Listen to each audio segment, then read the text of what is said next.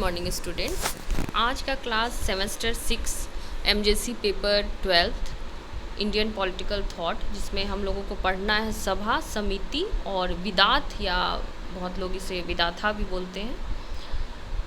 अगर वैदिक काल की बात करें तो वैदिक काल का आरंभ 1500 बीसी से 600 बीसी, जिसमें ऋग्वैदिक काल को 1500 से 1000 बीसी और 1000 से 600 बीसी उत्तर वैदिक काल को माना गया है। वैदिक काल से ही राज्य और जो शासन प्रणाली थी वो जनतंत्रात्मक थी। कहने का अर्थ हुआ कि जनता की सहभागिता अब भी है और उस समय भी थी। राजा कभी भी पूरी तरह निरंकुश नहीं था, बल्कि वो सभा, समिति और विदात के माध्यम से जनता की सहभागिता से कोई निर्णय लेता था। सभा, वैदिक काल में सभा, जैसे अभी हम लोकसभा, राज्यसभा, सीनेट वगैरह जानते हैं, वैसे ही उस समय सभा, समिति हुआ करती थी। सभा में वैसे लोग थे जो विशिष्ट वर्ग के लोग थे, विद्वान जन थे, जिन्हें वरिष्ठ जन भी कहा जाता था, और वो न्याय, धर्म और नीति निर्धारण का कार्य करते थे। अथर्ववेद में इसे नरिष्ठा भी कहा गया है। समिति, जैसे अभी लोकसभा है, तो समिति प्रजा की व्यापक आम सभा थी। इसमें साधारण नागरिक भी भाग लेते थे और जो भी राजनीतिक निर्णय होते थे वो उन्हें जन स्वीकृति प्राप्त होती थी। विदाथा सबसे प्राचीन संस्था मानी गई, जो धार्मिक और आर्थिक कार्यों के लिए उत्तरदायी होता था। ऋग्वेद में इसकी चर्चा की गई है।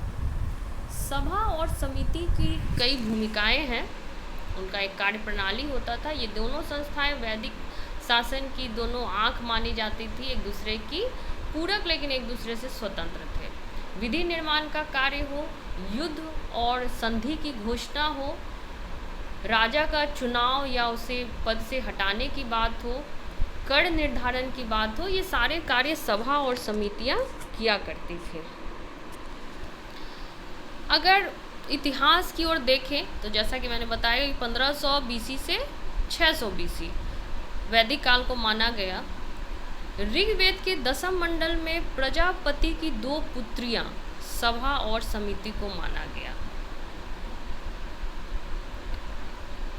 ऋग्वेद में ही पहली बार सभा और समिति का उल्लेख किया गया। अथर्ववेद में इसके कार्यों का विस्तृत वर्णन है और कई गणराज्यों में भी महाजनपद काल जो था वहाँ सभा और समिति की चर्चा की गई।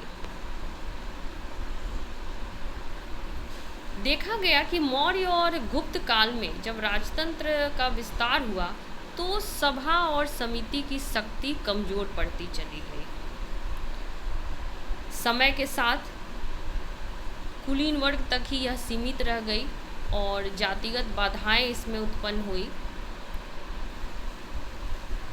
शक्ति विकेंद्रीकरण की परंपरा, या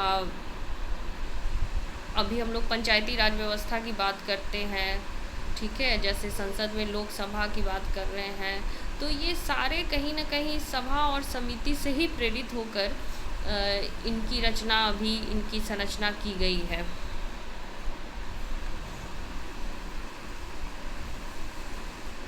लोकतंत्र की जड़ें, भारतीय ज्ञान परंपरा, अभी नई शिक्षा नीति में भारतीय ज्ञान परंपरा पर जोर दिया गया है और हम देखते हैं कि लोकतंत्र की जड़ें अभी से नहीं बल्कि वैदिक काल से ही मौजूद थी। शक्ति संतुलन का सिद्धांत, शक्ति का विकेंद्रीकरण करके शक्ति संतुलन का सिद्धांत को भी प्राचीन काल से ही प्रशासन में लाया गया है। और इस तरह हम देखते हैं कि हमारी भारतीय ज्ञान परंपरा की एक जीवंत विरासत है। वो ग्राम पंचायत से लेकर संसद तक, या पुराने समय में अगर बात करें तो सभा और समिति, ये सब भारतीय शासन में आज भी जीवित है। सभा, समिति और विदात, ये शीर्षक आप लोग समझ गए होंगे। नेक्स्ट क्लास में फिर हम एक नए शीर्षक के साथ आप लोगों से मिलते हैं।